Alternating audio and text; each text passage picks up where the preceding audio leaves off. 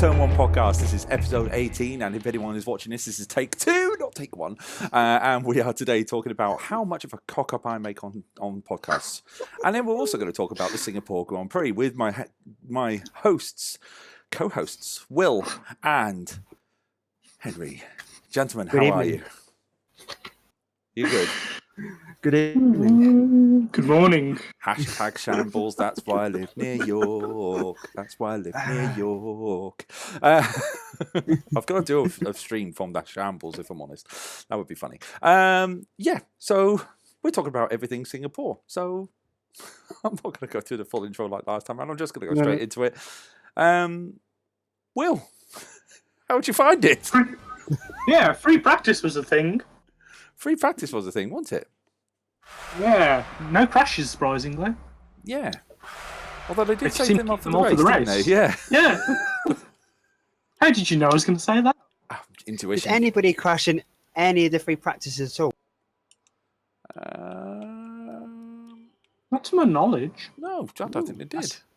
That's a shock horror that nobody crashed. Wow. Ferrari dominated, which was unusual, not expected.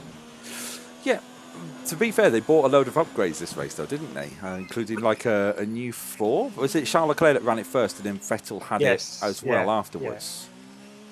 Yeah. So Ferrari ran it on Charles and Vettel the old one, and then they had enough spares that if it was good enough, they'd put Vettel on it as well. Yeah. Which makes sense, really, isn't it? That's sort of what Haas are doing with their parts and upgrades. Yeah. Slightly more extreme way. I'm sure we'll get on to Haas and their entertaining antics. Oh, good old Haas. Yeah. Well, we say Haas. It's one person in Haas. Does anyone remember Fair. the old Mellow Birds adverts? Mellow Birds will make you smile.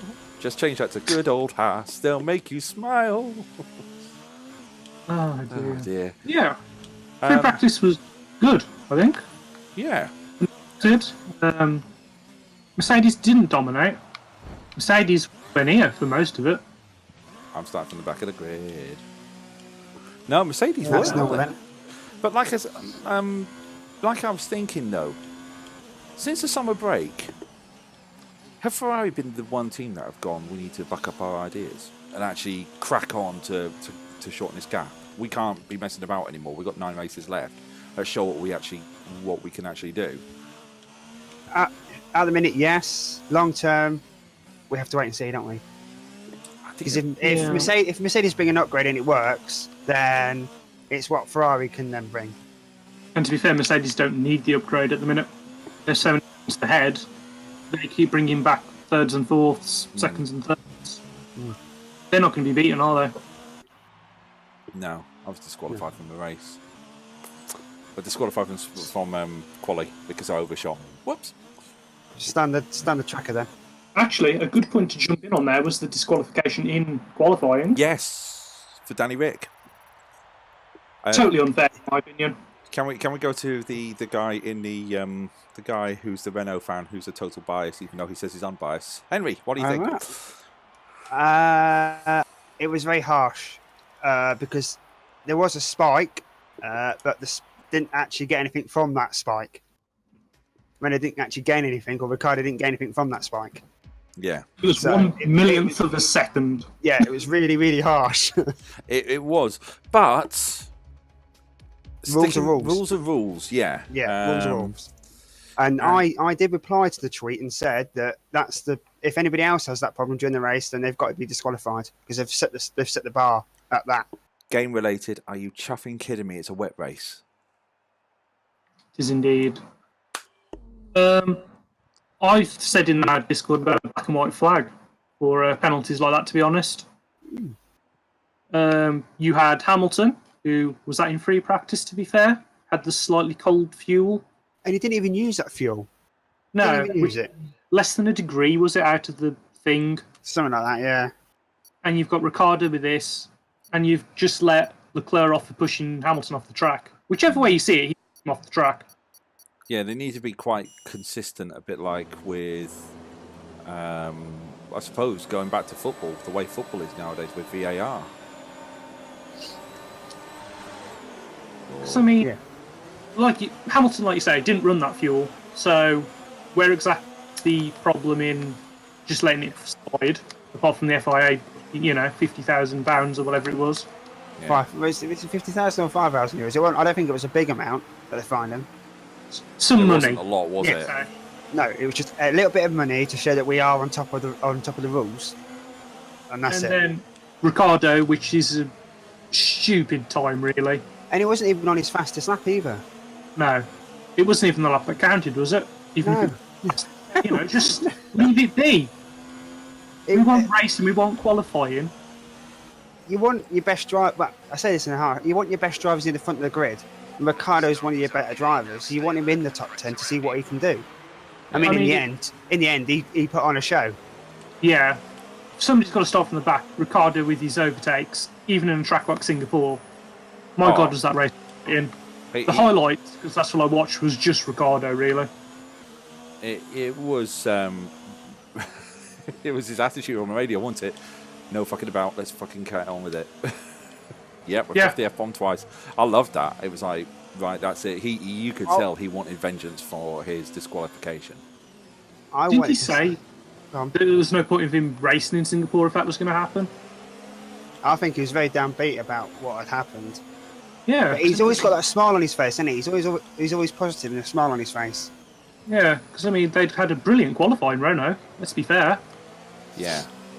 Was it 7th and 9th or 7th and 8th, something like that? They'd lost. Sainz was 6th, wasn't he? And then I think it was 7th, 8th, and then Norris. Yeah, something like that. And Renault didn't deserve that. Yeah. It would have been good to see McLaren versus Renault. Yeah, that's turning into one of the battles of the season, isn't it? The midfield battle of the season. Yeah. Yeah. And it was brilliant, wasn't it? Yeah. In the race. Yeah. I just wish Ricciardo hadn't. If he'd have done that move in Giovinazzi and hadn't got a puncture, I wondered where he would have finished. I'd say that was a 50-50, to be fair to Giovinazzi. Yeah, but I'm just saying, Race. if he hadn't had that puncture, I wonder where Ricciardo would have finished. Yeah. There was have you not seen the video of the last lap for P11? So it was Sainz, Stroll, and Ricciardo. Yeah. And for about 4 corners, they're all taking positions of each other. It was amazing. If you want to see it, I think Carlos Sainz retweeted it. So go and watch it. That's what they should have been focusing on the last lap. Because it wasn't that close at the front, was it? Anyway, let's get back to qualifying. So we've got strong performance from Renault, strong performance from McLaren, really. Yeah. Norris was a little peed off with himself, I think. Yeah. He said he could do a better lap, but I think that's just him you thinking that he could do better when he actually does quite well. You know what I mean? He's just been over harsh on himself. Yeah. This was his first time here, wasn't it? And you thought he did amazingly, really. Yeah. No silly mistakes. He was the first driver there as well, wasn't he? Was he? Short coverage, yeah, because he wanted to get used to the climate. Ah, right. Okay. He did do a stream as well. I swear he came from Monza, had like a day break, and then went straight to Singapore to get used to it. Wow. Well, pretty much. So that's some dedication for you right there. Yeah. I'm doing terrible at this game. I hate this in the wet. And of course we've got Perez today. Well, he was gonna, he was going to take a 5-grid penalty, wasn't he? Yeah. He's going to go again or something. Apparently, that's what they've said. It was a stomach bug though, wasn't it? That was affecting him personally this weekend. What's that? Perez, I think he had a stomach bug, didn't he? I think Will knows a little bit more than me, to be honest. So yeah. Yeah. And I mean, in the Singapore temperatures and conditions. Yeah. Oh God, yeah. Worst place to have it. Wasn't there a driver a couple of seasons ago that had a stomach bug that went on to drive this? I think if it was. Don't quote me on it. Everyone's got now quoting. Yeah. To be fair, you cut out of my headphones, so I didn't Did hear. I said. Yeah. I yeah. said, oh, sorry. Well, if it did cut out, I said. Wasn't there a couple of seasons ago there was someone that had a stomach bug? Was it like Massa or something? Who had a stomach bug going into this race? Subway.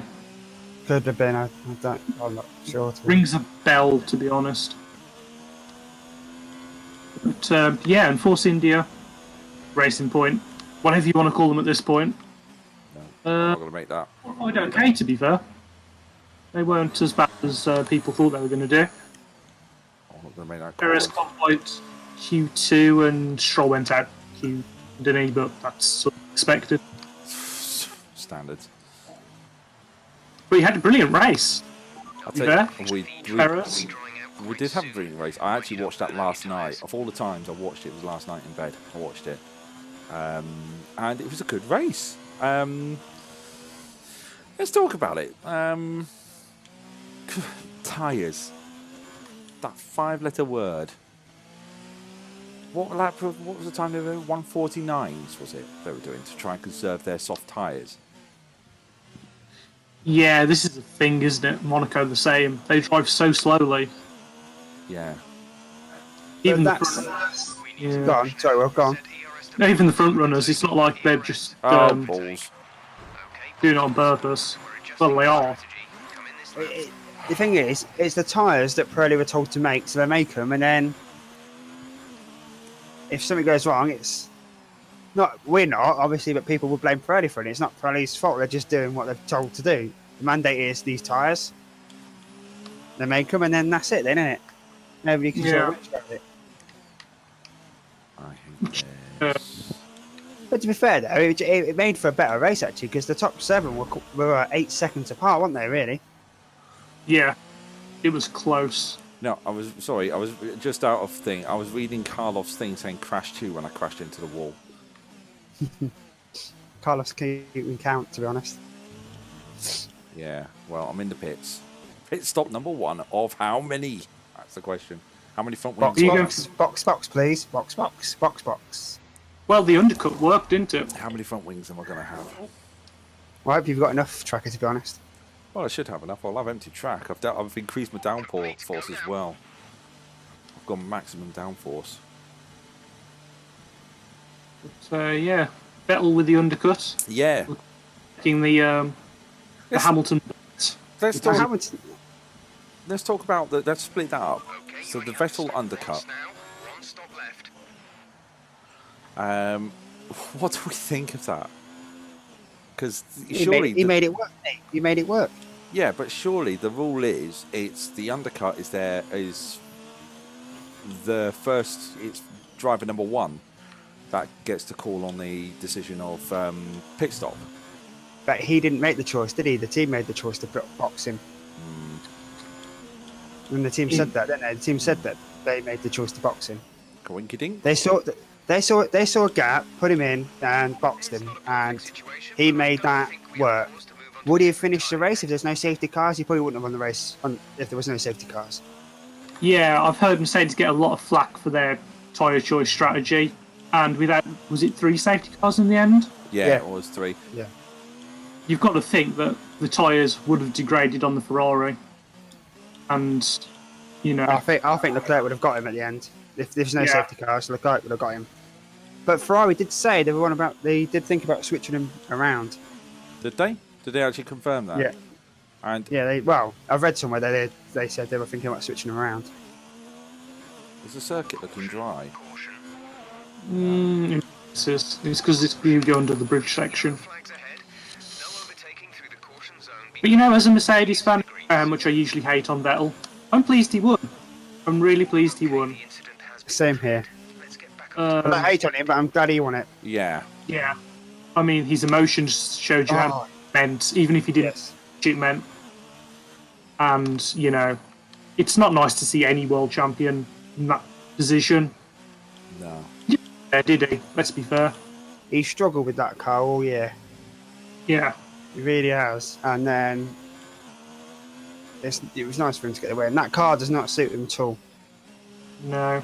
It's, well, it's the drivability, isn't it? Which I think is what this aero's done, the aero upgrade. Because, I'll paintbrush this. Haas and Ferrari have the same car. Yeah. Wings, engine, relatively. And neither of them can seem to drive in traffic or in windy conditions or Grosjean at all, but that's a different matter.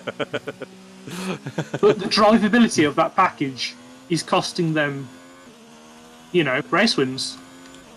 It's no Yeah. good for Vettel. And you can tell. You can really tell. Yeah.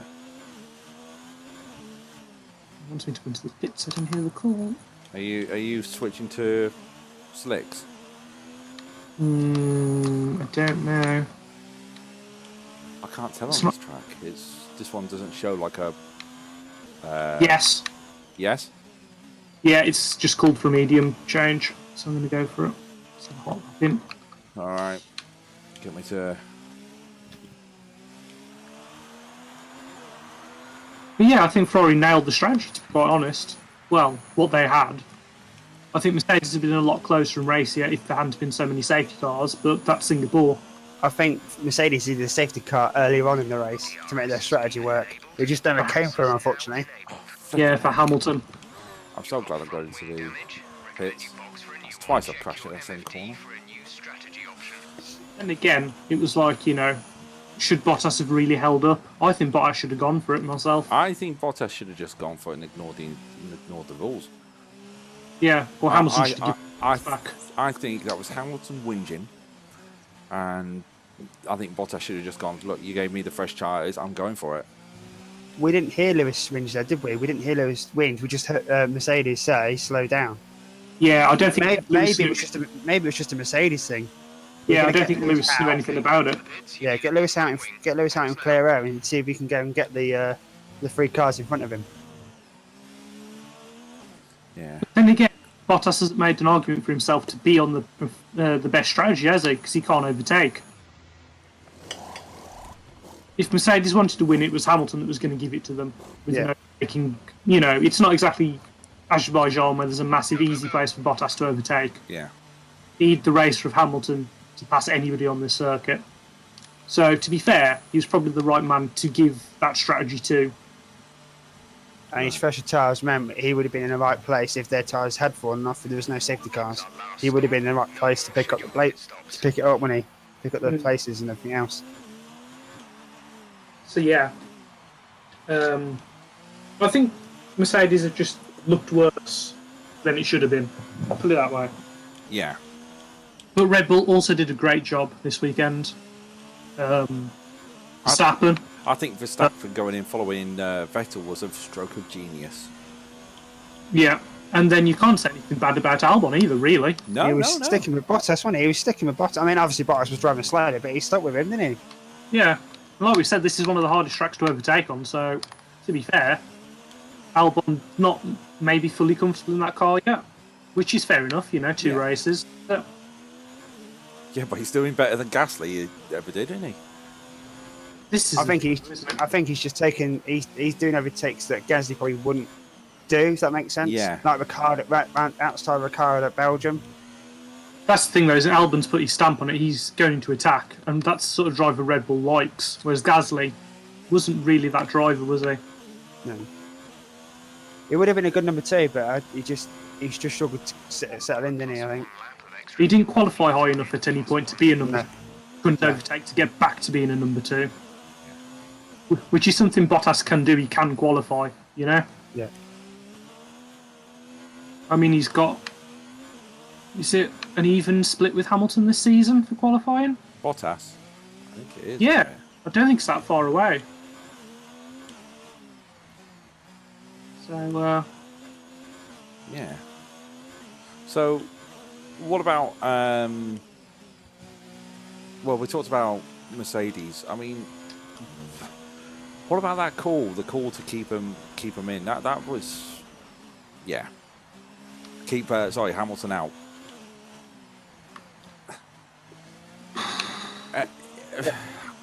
I think they should have brought him straight in. If I'm personally thinking, to cover him off. Why did they keep him for six laps? They were hoping for a safety car. Yeah, they were. They're hoping for a safety car because if a safety car comes out, it's less time. and to be fair, they only just missed one. 3 laps later. Hamilton did say he knew the undercut would work. He said to him the undercut would work. Yeah, Hamilton actually called for the right strategy this time, and they didn't listen to him. He was like, let's undercut Charles, and they had one lap to do it, and they didn't listen to him. I'm So, getting sick and tired of these crashes, and how damn it's just me who's doing it. Well, it's No. me doing all of them. Is it time the team started listening to the drivers a bit more? I think there needs to be flexibility. Yeah, but didn't Hamilton say he was fine on the tyres? And he did, wants but- to stay out. Work. He did, but in the morning, in the morning debrief, he said the undercut was going to work. Or his words were in the pen were he knew the undercut would work, or would be strong, but not as strong as it was. Yeah. Oh, did everybody see what happened in the pen afterwards? If I'm Yeah. honest, I fell asleep, That was so no. That was a nice thing. That was a nice thing. So Vettel was doing his interview with Sky, and Hamilton came in and said well done to him, and then they had a bit of a man hug. Oh, nice. Yeah. It was nice to And- see. Seb was well took back by that as well, wasn't he? You saw it on Yeah. his. That's good respect. Yeah. They are respectful, though, aren't they? Really, they make the media more than it is. I'll always say a driver's going to be crabby if they've lost to another driver straight after a race in the cool-down room. Yeah, but that's pure emotions of racing. It's always going to be that way. Yeah, and the media just take it out of context, don't they? All the time. Yeah. They seem to get on. Yeah. Like I'm not saying they're best of friends. They're friends with each other, or friendly. And it's nice to see. It really is nice to see. No. I'm sick and tired of this sucker already. You're about like, oh, flipping it. Right, I'm just going to park it here. I'm just going to park it here. He says. Yeah. You didn't have to. I'm alright. Yeah, but there's no way I was going to make that corner. So now I've got to do a 25-point turn. Let's take the cheery matters then. Come on, Car. 4 hours later. 4 hours later, he's still trying to turn around. Oh dear. Hey, I'm out. Right, okay.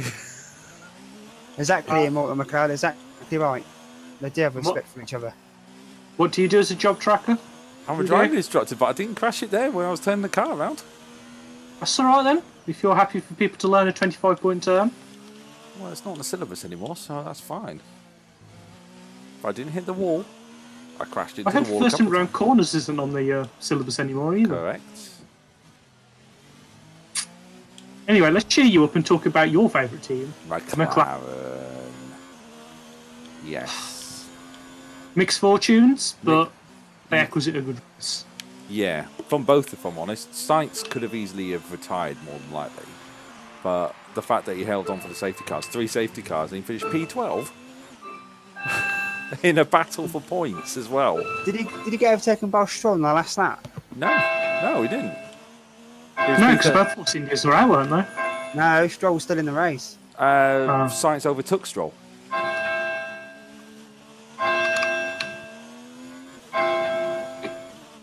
There you go. Feet the lap, there we go. Yeah, Stroll was overtaken by Sainz. But Yeah, yeah, because they're all together at the end, weren't they? Because it was Carlos Sainz, Stroll, and Ricciardo. yeah, Together, weren't they? that's And it. Grosjean. We'll come to We'll Grosjean. come to Grosjean. But Norris, what a performance. Yes. That's what he did. 2 races coming now, where his car's just packed in on the last lap. Yeah, And he was keeping up with Albon. Let's be fair. That McLaren is sort of in its league of its own. Pulls a gap to the rest of the field, but not quite quick enough for the top 3. yeah, it really is. It is the best of the rest car. Considering at the beginning of the season, everyone was saying, well, keeping hopes down, which is a good thing to do, considering the wrong Dennis era of we got the jewel of an engine, and so on and so forth. We got the best chassis. We kept the hopes down, and the actions on track have actually spoken better than anything, really. I mean, let's be fair, the best of the rest between Renault and McLaren. Yeah. But the McLaren seems more consistent on more circuits than Renault does. Would you say that was fair, Henry? I would. I think Renault have turned the corner there, haven't they, recently since the summer break? Since Belgium. So Yeah, it's you would say that so far you would say the McLaren was fourth quickest car. Yeah. So I think is it Ricardo that said it's low downforce circuits which they suit at the minute. I think so. Yeah. Well, they did well at Monza, didn't they, Renault? And they would Yeah. have done well at Belgium. But they didn't do that badly at Singapore, did they? Let's be fair. Qualified no, was decent, and then without penalties and this, that, and the other. it would have been nice to see, like I said earlier on, it would have been nice to see the Renault McLaren battle with, do you know what I mean, with Hulkenberg and Ricciardo up there. Yeah, I mean, let's be fair. If they finished where they qualified, that'd have been a good result for all four people. Yeah. Yeah. Oh yeah. Because I mean, the rest of the pack. Let's talk about the man of the moment, Mr. Giovinazzi. Oh, I know. He led. It was Alfa Romeo's first race lead since 1983. And what a man to get it, eh? What a man. And was Look at it me. since the turbo era? It's been the only top three car that's led a lap or something ridiculous. Yeah, the only car outside the top three to lead a lap,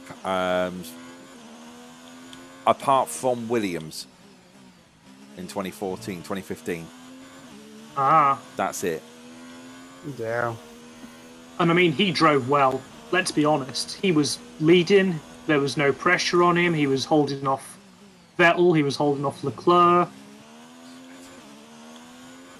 I mean, you know. He also knew when not to fight. Do you know what I mean? Like, so when they were coming back up to him, he knew not to sort of hold them up and hold himself up. He just knew to sort of not let him through, but do you know what I mean? He knew his race was with other people. He held his line, didn't he? That was the thing against Vettel. You'd have thought, you know, Ferrari driver in at Alpha, I'll just pull over and let him through. Yeah. He wasn't. He stuck it to him. So pleased to see it. And he was so happy. Was it in the pen afterwards? He was just in complete disbelief. What? I led? Nobody said. It was really funny. He was first, true. wasn't he? And Gasly was second at one point. Yeah. And Ricciardo was P3 because those three and pitted, so it was like Giovinazzi, Gasly, Ricciardo. Mm. It was like Germany all over again. But without the rain. Yeah, they got there on good strategy though, didn't they? Yeah, that's true. Yeah. A lot of the commentators said Q1 was Q3 wasn't the place to be. It was like P10, P11 in Q2. You wanted to finish. It was free tyre choice and all the rest of it, and it worked out for him, didn't it? It really did. Sure, points as did Gasly. Gasly finished P8 and got 4 points, and Giovinazzi got a point. Yeah, Nice. even with a 10-second penalty, he still finished P10. Why did he get a 10 He got a second 10-second penalty because during safety car number 1, when they were getting the when they were recovering Russell's car, he drove too close to the crane, endangering the crane driver and the marshals. This was a point I wanted to bring up, actually, while we're here. How long does it take to call for a safety car? That's true. It should have been straight away. Both. Was it that one and the one before was ridiculous? Like, minute, 2 minutes later, half a lap. What, Checo's one? Yeah. Yeah. You were just waiting and waiting. Because Russell was on a blind bend, wasn't he, really? Come around that corner, his car. And Perez was right in the middle of all the traffic. Yeah, exactly. FIA, you need to sort your shit out, let's be honest. Endangering lives, like you said. Because, you know, Russell wouldn't have been able to survive an impact from there. Especially after what had happened recently. Yeah. Safety first, racing later. Not just recently. Think of Jules Bianchi. Yeah. He went into a recovery vehicle, didn't he? And it was disgusting, really, by the FIA. Was it tactics, you know, to pick up the lead car? Because, you know, Even so, it should have still been deployed. And the safety car could have waited somewhere off track and then picked them up. The safety car could have just waited at the end of the pit lane. Yeah, that's it. You could just sat there and wait. You could have done virtual safety car into safety car. Yeah. But, you know... You could have done a virtual safety car in that sector where the crane was. Yeah. So they were already going like 40% or 50% slower than what they should have been anyway. and then safety car from the next sector. Yeah, because it wasn't yellow flagged that well either, because it was on a blind bend. You knew it was round the corner, but you didn't know where. I mean, it was absolutely disgusting stewarding. Yeah. And I'm going to ask now, and we'll get into this crash. Did Grosjean get a penalty? No, for he that didn't. incident? He didn't get a penalty. That is ridiculous. Well, That not that, makes came, no not that sense. came up. It was investigated. Henry, was anything reported after the race? I'm looking right now. Because, you know, fair enough, you could call it a racing incident to a point, but Grosjean shouldn't have been there, No. and then carried on with the collision, even though he could have steered out of it. Yeah, he just ploughed into him. The stewards have decided against penalising either driver for their collision. They will both drivers could have done more to avoid the collision, which caused Russell to crash out of the race. Gotta be joking.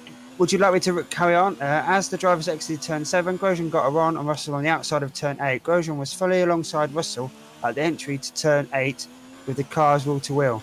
Through the apex of turn 8, Grosjean remained alongside, but as Russell had the inside line, he was able to stop pulling ahead. As the cars exited turn 8, the stewards determined that both cars held their line, but that those lines converged, and with both drivers racing hard, the collision resulted. Jesus. No. No, that's... I'm afraid. Yeah. The stewards determined that both drivers contributed to the incident, and that both drivers could have mitigated the incident. As the stewards decided that neither driver was wholly or predominantly at fault, they determined to take no further action. Disagree. Mm-hmm. Totally. At this point, we're going to take a little break, and I'm going to say, Henry, first time tonight, what's going on in the chat? The Immortal McLeod said, I thought it was dangerous. Motorsport is dangerous, Immortal McLeod, but not that kind of dangerous with the safety car. The safety car should have been deployed sooner. Michael Patterson said Grosjean should have definitely had should have got a penalty. He's an absolute liability. You say that, Michael Patterson.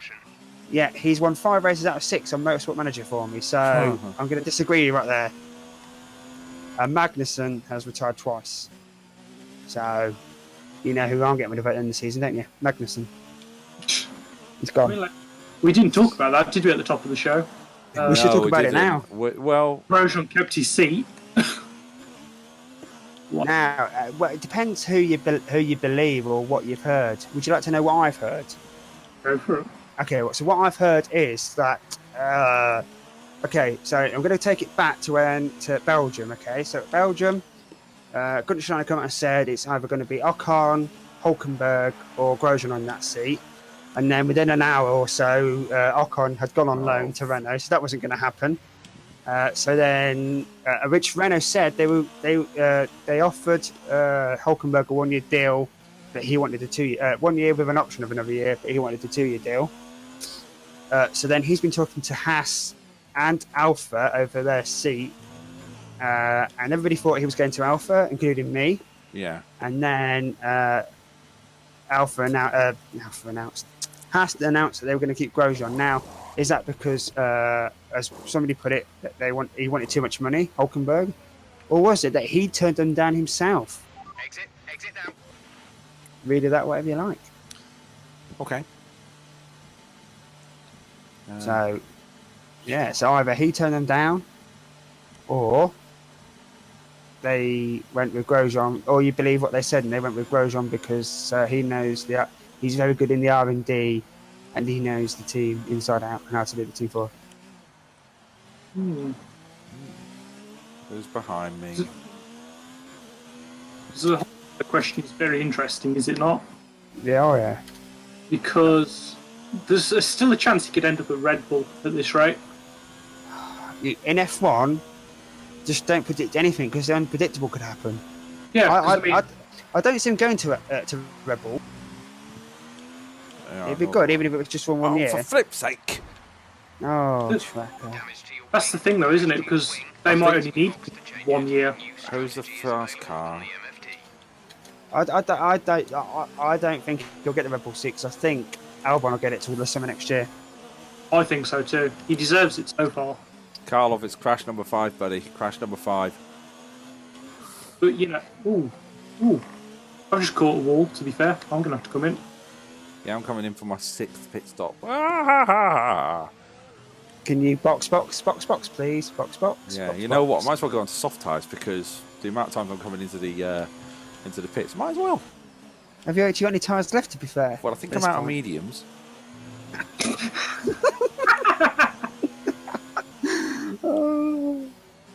We should also talk about the sad news that Kubica isn't going to win another title in F1. Oh no! Yeah. I might have to take him to Haas so we can win a title. Just to make me He's feel better. going to Haas, though, isn't he? Yeah, test driver. Just a development driver. Possibly, yes, that is what's been rumoured. Hang on, the fact that it hasn't come up with anything on the thing, I don't think I'm out. I think I've got tyres left. I could be out of the race. Oh dear. Oh, apparently Carl's dealing with 1 megabit per second internet and 330 ping. Wow. Gee, is Carl. Oh no, Right. I've dropped to 4th now. I'm on the softs now, I'm not sure having and I've got a Kubica at Haas is going to help him. No. I don't think having Kubica anywhere is going to help. Oh, anybody. It's going to help. Whoa, anybody. I thought Yeah. I thought Williams would have kept him on as a. If they wanted to, they would have kept him on as a test role driver or whatever you want to call it nowadays. Yeah. They still could, though, couldn't they, to be honest? Oh yeah. There's nothing to say that they're talking to him to say, do you want to stay on? Because Hamilton said he deserved a seat at the front, didn't he, Hamilton? Really? Well, Yeah, Hamilton did say that. He said he was upset or gutted that he was leaving, and he should have had a seat at the front. So give him by a seat and see what he can do for half a season. Will Buxton said it was his driver of the day, Kubica, because even with his injury, plus another injury sustained the weekend before, he finished that race. Remember, this is a bloke with basically one working arm. Yeah, it's true. I mean, hats off to him, to be honest. I'll give him full credit for that. Yeah. It was great to see him. It was great to see him back in the sport. He just had too long out of the sport. I don't say that in a nasty way. Nah, he's not. He lost his speed. He lost his speed in the years that he was out the car. Yeah. I don't think that's an unfair statement. But he's done well to come back, and Yeah. Oh yeah. you can yeah, say yeah. it was within a competitive pace, I guess, because he's not been disqualified. So It's just a shame. Would he have got a seat in a midfield team? No. That's why Renault let him go. Williams wanted a bit of experience. They went for him. Has it done them any good? I think so. No, He's got- I he- take it. I mock Kubica. I mock the Kubica at times, but I think it has done it good because he's got the experience to actually, Develop a car. yeah. But he hasn't just got a thing of driving this hybrid era, has he, before this season? this is the thing, though, isn't it? That's the only thing I went against him, wasn't it? I think. It's like they had Stroll and who was it last year? It was Stroll and Sirotkin. Yeah, which were both rookies, and the car didn't go anywhere. The car is slowly improving this season. If that's Yeah. whether that's Williams, whether that's George Russell. Let's be fair, It's both of them together, I think. because George is quite technically minded. I think they're both working. I think they're both working as a team to get that team near the front. Yeah. Well, I mean, Not in front, but up the grid. towards the midfield. Yeah. but we're talking about experience. That is where Hulkenberg could fit in quite nicely. I knew you were going to bring this up. Should we talk about Hulkenberg and Williams? You've been waiting for We can do. Hulkenberg. That's why. Eh? You've been waiting for Hulkenberg. Me and Hulkenberg share something in common. You what? Birthday. What? Same birthday? Same birthday, me and Hulkenberg, yeah. I mean, firstly, before you get on to Hulkenberg and Williams, as a Renault fan, are you sad to see him go? Yes, I am. I am.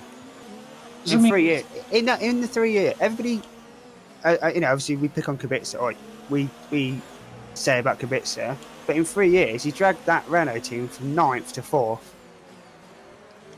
And Yeah, in that true. time, he's seen off Carlos Sainz Jr. in that time, and I believe Magnussen.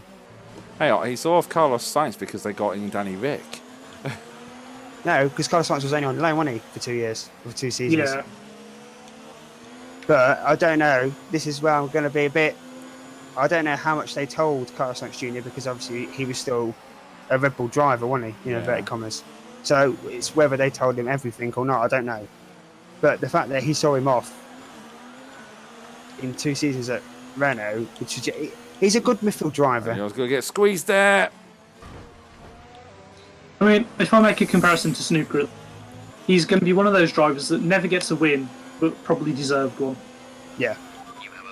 You know, talented, committed, consistent. Whatever you want to put next to his name, you could make an argument for it. As Grosjean said in Spa, I think it was, if you were an F1 driver born between 1986 and 1989, you're the lost generation because you never got a chance at a front seat because you still had Alonso from the thing before, and then all the teams have gone for younger drivers. All the front teams have gone for younger drivers. I think actually Hulkenberg shares the Alonso effect. He's gone to a team that was good and it's slightly dipped, could you say, or this year the car is the car this year is just it's not developed the right way. They've gone the wrong way. Like Ferrari have gone the wrong way. Renault have gone the wrong way this year, and they're slowly getting back to where they need to be. And how they can improve. Because Alonso went to all these different teams, and he won in some of them, but some he's gone to, they've dipped. He's just been Yeah. I think Hulkenberg, you could make a similar argument. Wrong team at the wrong time. I would have liked to have seen Hulkenberg in a front-ended team because I think his race pace is good and his racecraft is good. Qualifying pace, I don't think it's as good as, say, as Hamilton or maybe even a Bottas, maybe, I don't know. But we'll never really know because we're never going to see that, are we? I don't know what his qualifying record is like against... against Ricciardo? Against Ricciardo is terrible. It's poor, yeah, it's not that good. But then Ricciardo can sort of up his game, can't he? When he needs to. You'll always have a little bit in reserve. Yeah. I mean, if we're talking top Trump stats here, bottom of Ricciardo is, qualifying boost. I can't believe we've gone to top Trump stats to describe our drivers. Oh, Christ, that's the pit lane there. That's what I wanted to be. I think we all rate Hulkenberg to a certain extent. Yeah, I mean, if you're going to put him in a top team, I'd actually put him in Mercedes. German team, consistent, mechanical, not too flashy. He would have done a good job for it. The thing is, he could have gone to Mercedes when they went for Bottas, but he'd already signed his contract with Renault. He'd signed his contract with Renault, and then Thingy retired, didn't he? Rosberg retired, and obviously Mercedes were looking at Bottas anyway. They'd been watching for a few years, so... Yeah. Whereabouts are you, Will, by the way? Just coming over for lap 21. Okay. Only 2 laps down by the end of this race. I'm out of soft tyres now. I've only got mediums left. Oh my God. You got no hard tyres left? I've used one set. Needs to increase my downforce, but yeah. I'm just going to go for it. But yeah, I think Hulkenberg to Williams wouldn't be the worst thing to replace Kubica. But again, it's if Williams want that. Because they need experience in that team. Let's be honest. I think I'm going to be very careful how I say this, okay? Williams will probably take him in a heartbeat.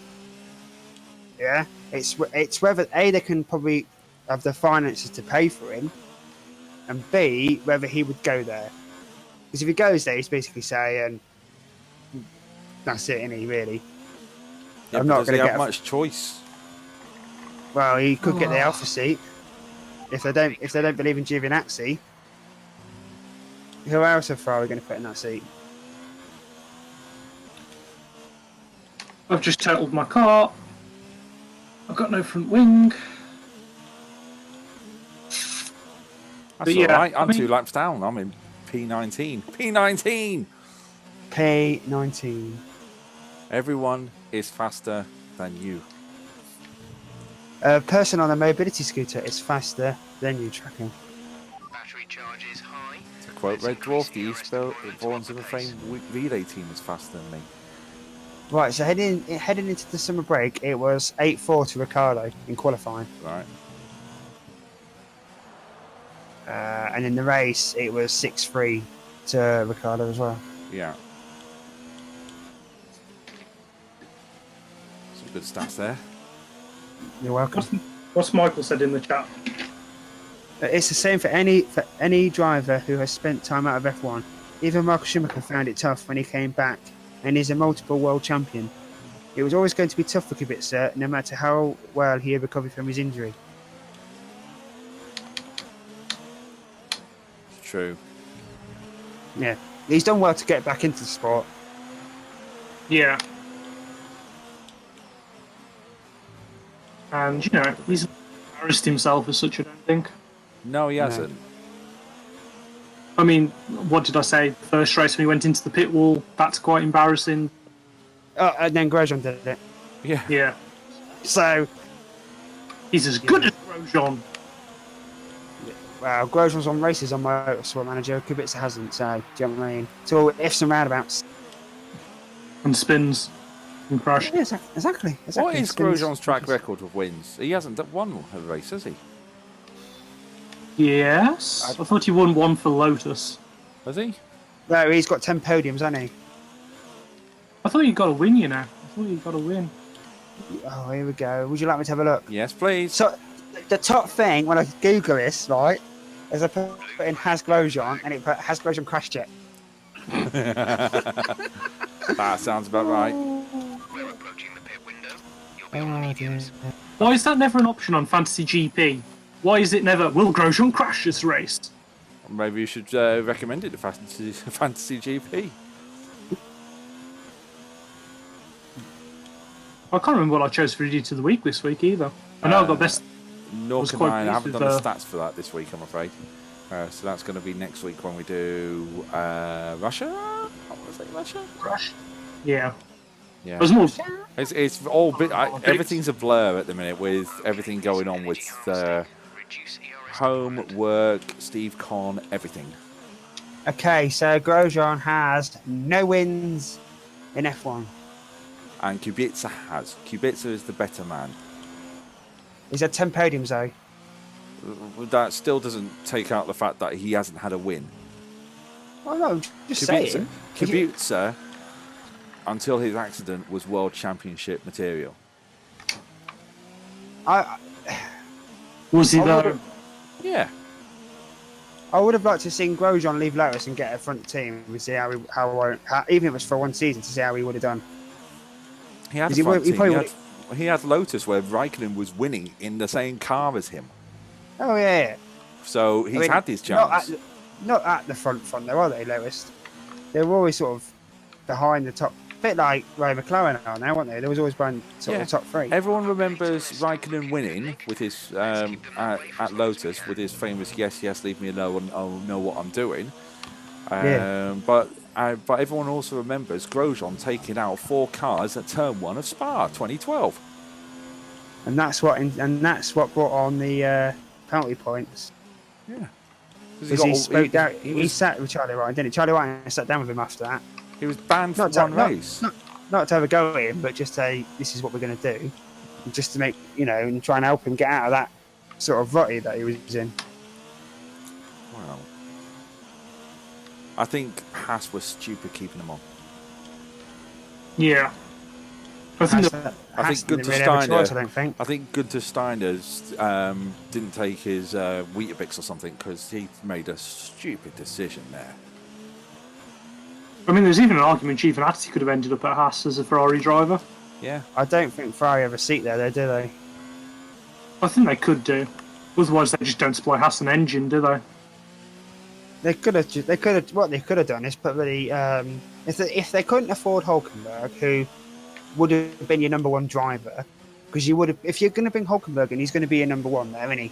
You're going to get him to build.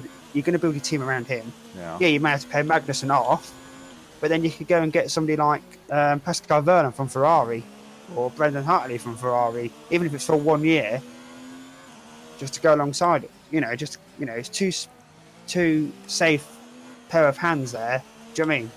That would have got you through the season and helped develop the car. Yeah. You know, if it's come down to money, like Hulkenberg not getting that seat at Haas, then unless Haas start getting podiums next season, everybody's going to go, "You got it wrong." They won't get podiums next season. I know, but you know what I'm saying. If they haven't improved from where they are next season, then it will be. The first question will be at Australia will be, well, why didn't you get Hulkenberg in? Yeah. I mean, that's going to be the same for Renault, though, isn't it? Now they've got Ricardo. They've got a year to build the next year's car around him. If it doesn't suit him and it doesn't bring a good performance, there's going to be questions asked about them. Oh, we can guarantee now that car, next year's car, will be built around Ricardo. Most of the upgrades this year is probably around Ricardo, to be honest. But will it work for him, is the question. He seems to be working slowly, but it's now getting everything in place, isn't it, ready for next year. Obviously, 2021 is going to be the year that everybody has got a chance of getting a podium, potentially. I think I've just found a corner that I'm going to call Tracker's Corner. I've just seen that on the stream. Yeah, that one there. Every single that one bloody time I have crashed into that or had to abort a corner. That is Tracker's Corner. Are you going to be pitting for wets before long because you've run out of tyres? I think I've got mediums left, so I'm going to pit for them now. I'm plumb last. It's just shits and giggles now with this. Similar people said it would be not sad. I can't remember what word you used to. I think I'll use the word sad, but I don't think you use the word sad, so don't quote me on it. He said it'd be hard to see Hulkenberg not in F1 next year, knowing that he sort of not got rid of him, but couldn't get a deal with him and then got Ocon in, and knowing it's got unfinished business with Renault as well, and with F1. Yeah. I mean, he could still get a development seat just like Kubica, couldn't he, Hulkenberg? Yeah. And if it frees up his schedule to go and do like World Rally Cross or something like that, something he enjoys. He might switch over to the Formula E, or what's the new one? What's the new one that Adrian Newey's doing? Yes, I know which one you're on about here. Formula E's full though, isn't it? They've said that most of the seats are taken for that this next season. So, I think it would be sad to see him leave F1. Yeah. Extreme E, innit? Extreme E. Extreme E, that's it. Gosh. It would be. But then he's got to weigh up. Realistically, is he going to get a Toro Rosso seat? No. Is he likely to get the Ferrari seat? Oh God, the Red Bull seat? No.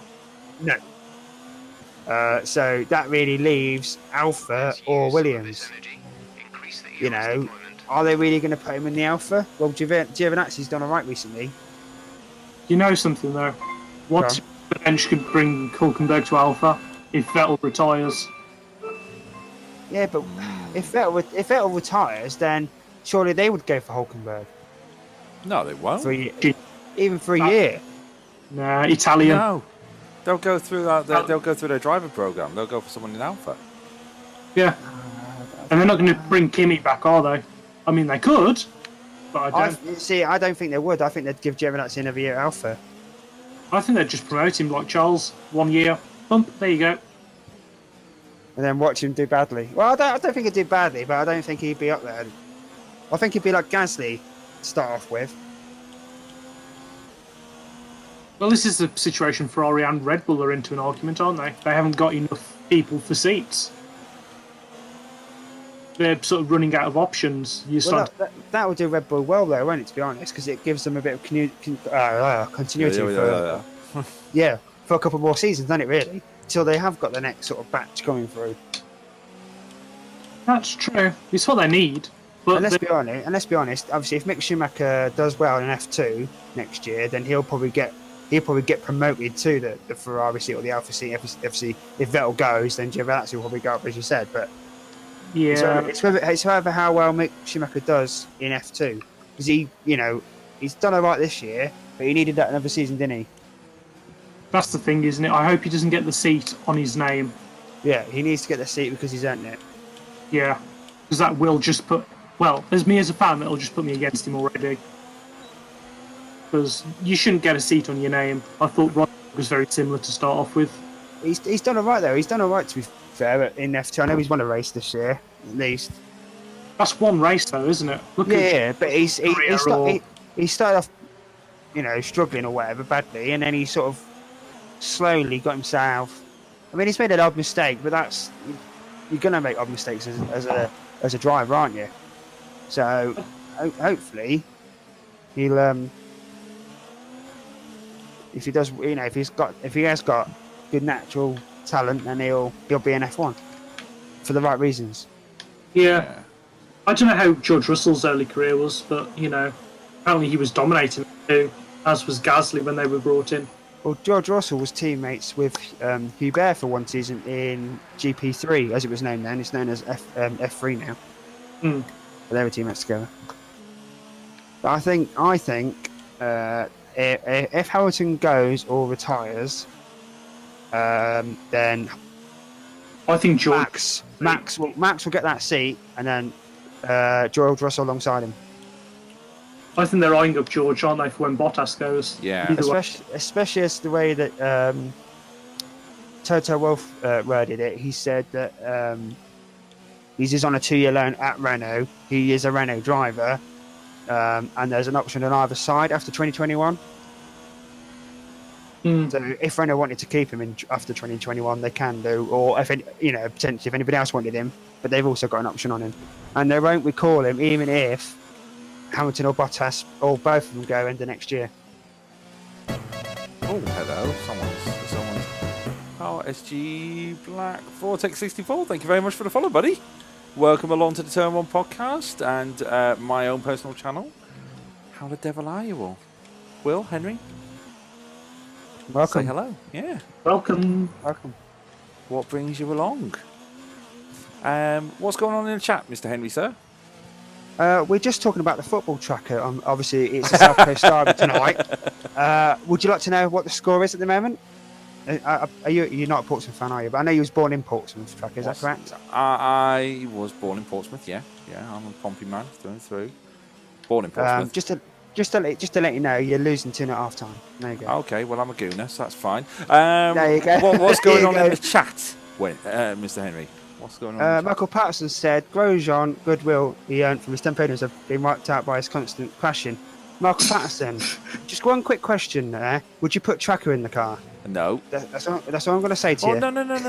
I'm going to say this. No, but... I can actually, for one, I can drive. For two, I can drive better in real life than I can on a video game. There's a slight difference. And I've been on Silverstone Circuit to drive, so I actually have the proof. The proof? I just want to... The proof. The proof. I have the proof. I just remember clutch. That's all I'm going to remember. Yeah. Driver instructors don't remember a clutch. Clutch. Yeah, well, clutch. You know what? I'm fine. But yeah, look, I think if Haas struggle next year, questions will be asked straight away as to why did you keep Grosjean when you could have had Hulkenberg. Thing is, though, is Hulkenberg still going to be available for them for next year? How many years is Grosjean's contract for? Well, it depends where he ends up. It depends where Hulkenberg ends up. Hulkenberg, if you're listening, if you're free for an hour, we'll have a little conversation, mate. Yeah. He's probably got a plan in his head where he's going, or he thinks he knows where he's going. He thinks he knows. He must. If he was offered a contract by Haas, which I have read. Well, that's me done again. I was doing so well there, keeping up those two. If he was offered the contract and he turned it down, does that suggest to you that he's got something else lined up in his head, or he's already got a seat somewhere? Yeah, but that's a very dangerous game to play. Of course it is. Unless he's already been...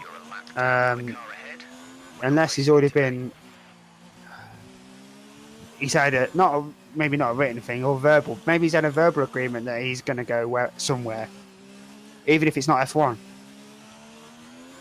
maybe. That's the thing about him, though, isn't it? He's driven for Renault as a manufacturer and a Mercedes engine as well at Williams, and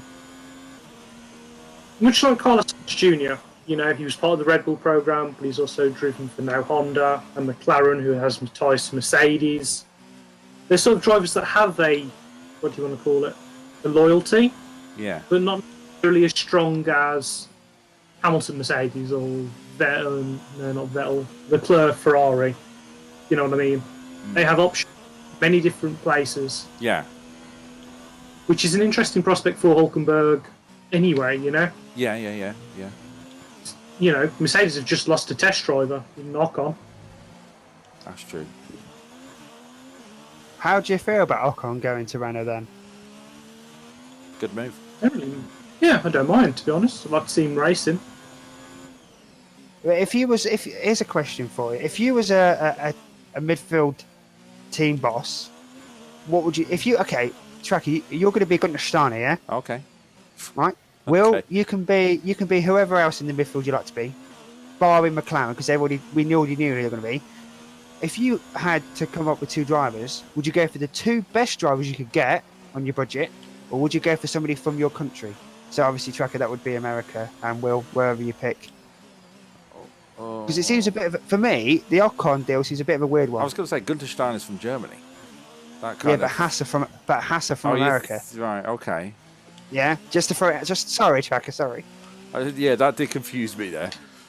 Yeah, sorry. But, you know, would you not go for the two best drivers that you could probably get within your budget, or would you look at your homegrown pool of drivers? I made it harder for you, Tracker, because I've given you Haas. Sorry. You give me Haas, yeah. Yeah, sorry. I think it's a 50-50 really, because there are a few drivers in America that probably could make it transition to Formula One. So I'd probably look for one that was best for the car, and then one homegrown. And Okay, so who would you go for then? Who would you go for then? You can put me right on the spot here. Well, no, yeah. Well, to be fair, would you keep Magnussen for 2020? No. That's the first question you ask. You wouldn't. No. So you'd get rid of him, yeah? I'll get rid of him.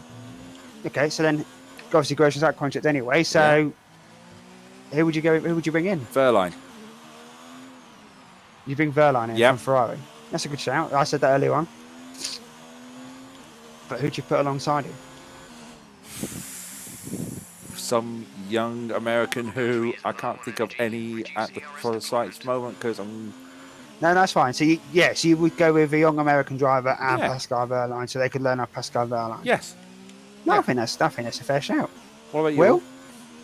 Will? I'd be Williams, so I'm Claire Williams. Claire. Hello, Claire. So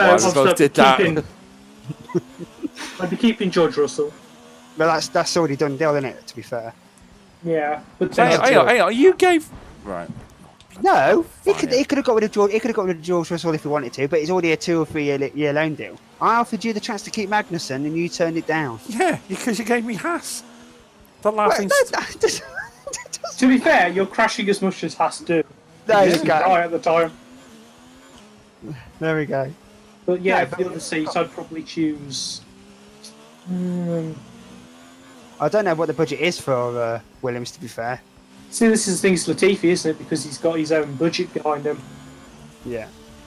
But he's also a Mercedes driver, but not necessarily English. So, I'd put Latifi. He's Canadian. I'm going to start again. He's Canadian.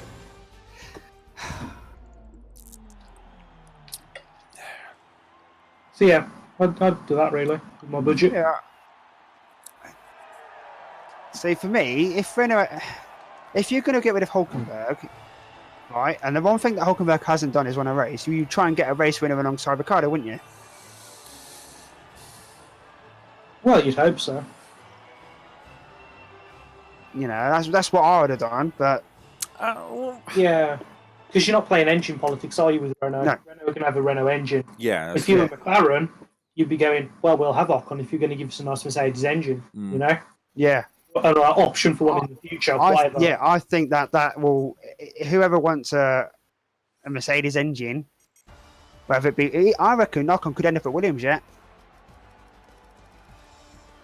But Williams could really do well next year. They seem to be on top of the car. Will they make the jump?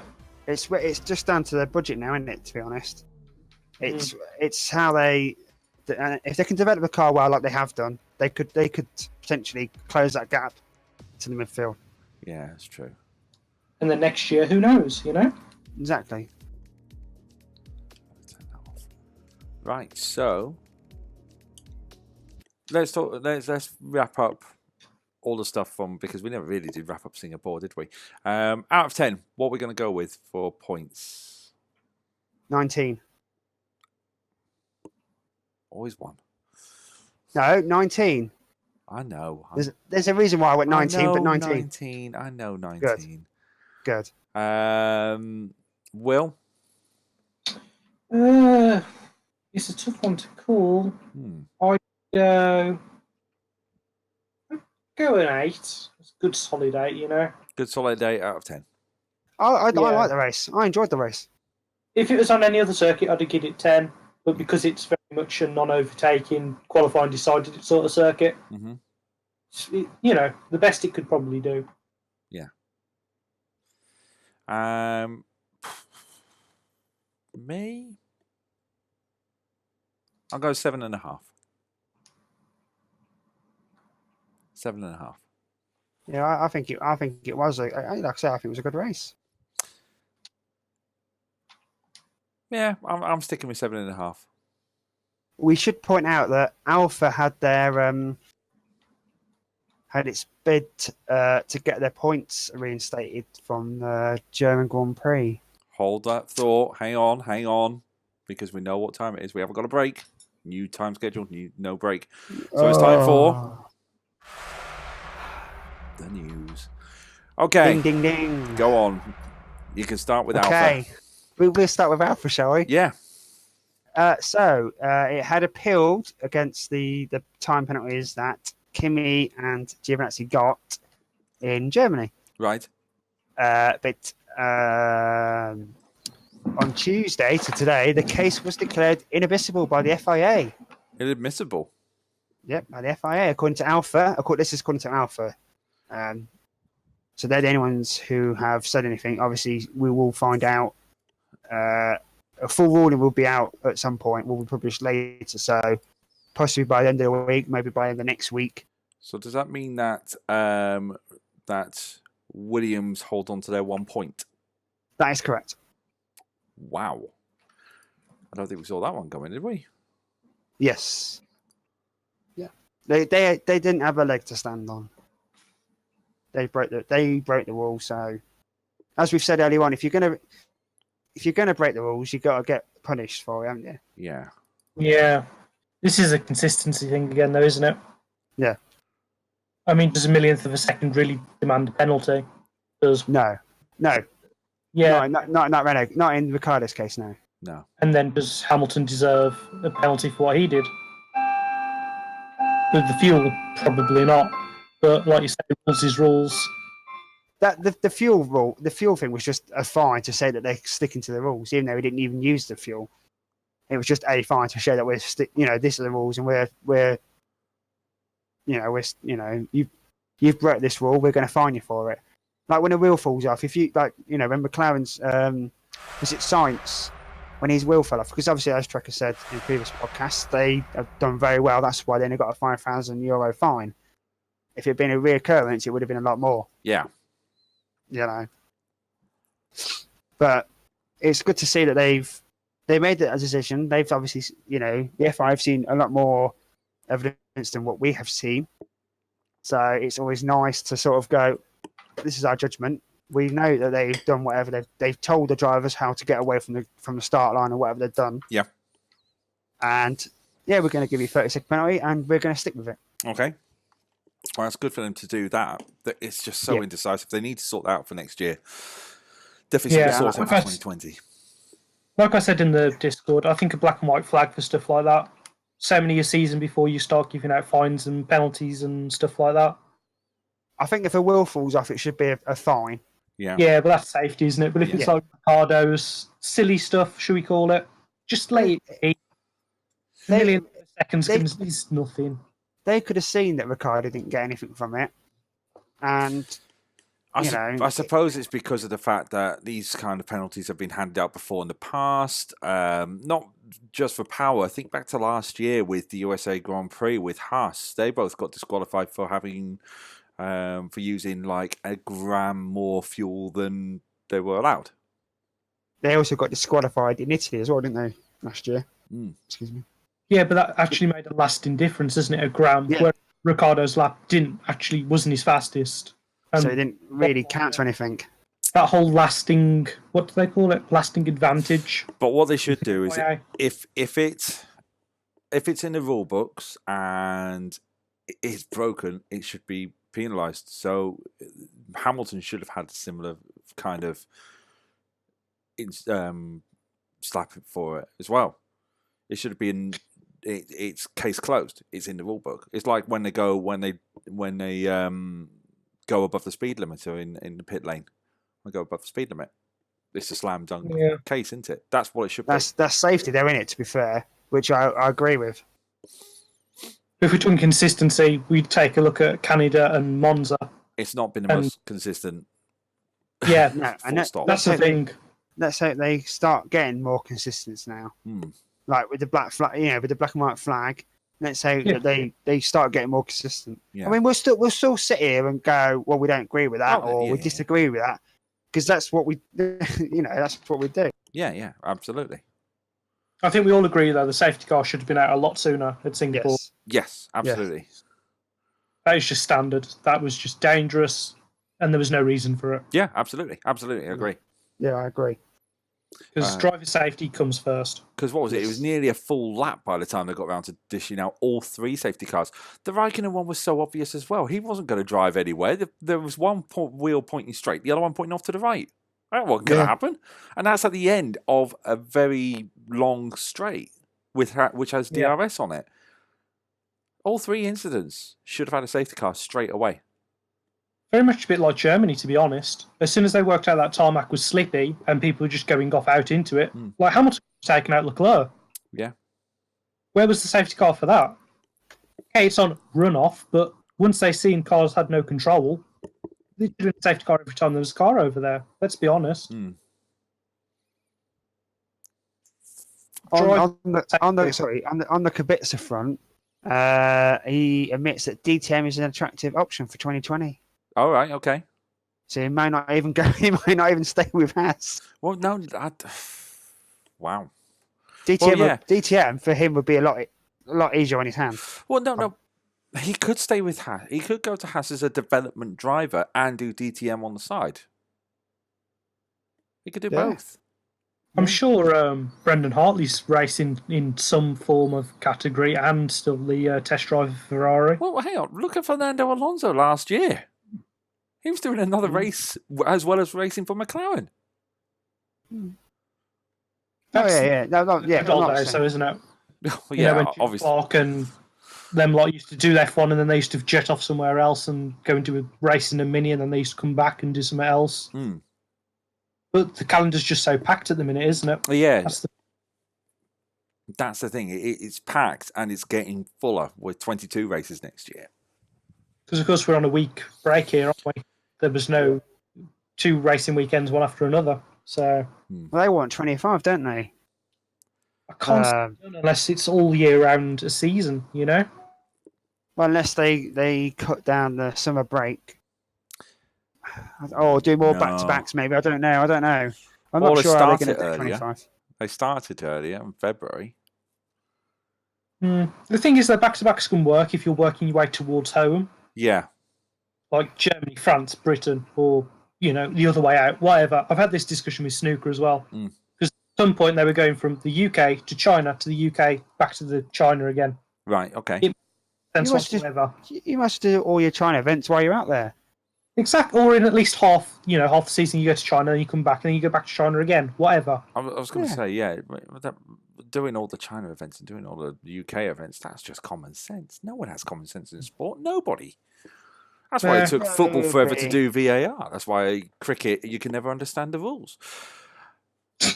I don't want to name drop, but Eddie Jordan was in the same city as me this weekend. Sorry, I just didn't want to name drop, but I just did. We need a list of where Or who you'd name dropped. Okay, I can go one better. A friend of mine who I work with, his wife had a drink with Eddie Jordan on his boat this weekend. Just gone. There you go. Nice. And my father's cousin's former nephew's roommate once saw Alonso's sister's brother's third nephew having a drink in a bar which was owned by their cousin's mother's father's husband's second former roommate's flat. Yeah. There we go. My great granddad raced in Le Mans. Where did all the talent go? I shouldn't know that for that. Yeah. Also, Karlov's brought up a good point there. I don't know, but if that is juicy. So something like 7 back-to-back. Right, that's okay. It's time to Google the calendar. We should also say Turn 1 podcast going into next year might change due to these various circumstances in time and format. We're in discussion, are we not? We are in discussion. All about Turn 1. I was all on board. Let's have a look. Calendar. Let's see if I can bring it up. Give me a second. Because kind of. Okay, let's have a look. Not when I do a video, I can't bring that up. Come on, just give me the list. Right, I'll just get it from. I'll get it from Wiki, because that's always a good website to get it from. Good old Wiki. Yeah, Wiki Wild Wild West. There we go. Let's bring that up there. Oh, I've hit stop recording. That's never a good thing. Oh, that's going to be really bad for sorting out the podcast. Class. I always do that. Let's have a look. So, back-to-back Australian Bahrain. That's normal. Yep. Then we've got the Vietnamese Grand Prix on the 5th of April. Chinese Grand Prix on the 19th. Then we've got the 3rd and the 10th. The Dutch Grand Prix and the Spanish Grand Prix. 5 and 6. That makes sense. 24th of May. Monaco Grand Prix. Then 2 weeks, it's the 7th of June, which is the Azerbaijan. 7th and the 14th is Azerbaijan and Canada. That doesn't make sense. 2 week break. Then it's the French on the 28th of June, the Austrian on the 5th of July. So there's 2 back-to-backs there. Then the 19th of July is the British Grand Prix. Nice. 2nd of August is Hungary. And then we go to the 30th of August and the 6th of September, Belgium and Italy, back-to-back again. Singapore and Russia, back-to-back. Japanese Grand Prix standalone on the 11th of October. 25th of October for the United States. That's back-to-back with Mexico City. 14 days later, it's the Brazilian Grand Prix. And 14 days after that, on the 29th of November, will be the Abu Dhabi Grand Prix. Those 3, United States, Mexico, and Brazil, all make sense. Well, there's a 7 and a 14 there. So 25th to the 1st, and then 1st to the 15th.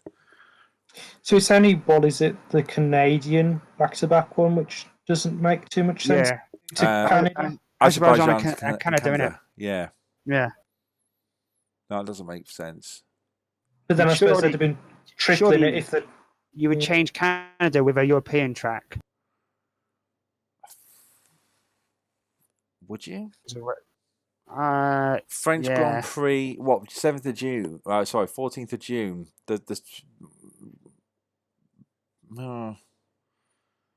You couldn't, you couldn't really. Or would you change it with something else? Interesting. Well, what you could do, go on. Realistically, you could move. You can't really move Canada away. You can't move circuit because Montreal. That's the perfect time for it to go. Anything later, so towards October, it's going to be too cold, too damp. Anything earlier, again, it could be too cold, too damp. So, yeah. Well, like Michael Patterson says, Azerbaijan to Canada back-to-back makes no sense at all. Yeah. It doesn't make sense, but obviously that's probably what they've had to do, like you say, due to whatever climates or... Yeah, then why don't they do like the Brazilian and Abu Dhabi back-to-back? At least they're that, side of the world. And then split up Canada and Azerbaijan. everything seems to flow apart from Canada and Azerbaijan. Everything sort of flows, doesn't it? If that makes sense. Yeah, well, it's all about climate, really, isn't it? That's the thing. They'll probably change that in the coming years. Yeah. Make it more sort of like we said, back to Well, tracks near each other. yeah, that's true. Well, we need to wrap up because it's that time. Gentlemen, thank you ever so much for joining me today. You're welcome.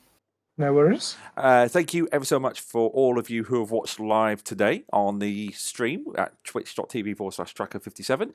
You can follow us at Turn One Podcast on the good old Twitter feed. You can go to Turn One Podcast on Facebook. You can check us out on YouTube, Turn One Podcast. You can also email us at podcastturn1@gmail.com because I've got nothing else to do other than read emails. From all of us here at Turn One, thank you ever so much for watching. Thanks for the new follower. Thanks for everyone who's contributed in the chat. And until next time, we'll see you later. Take care.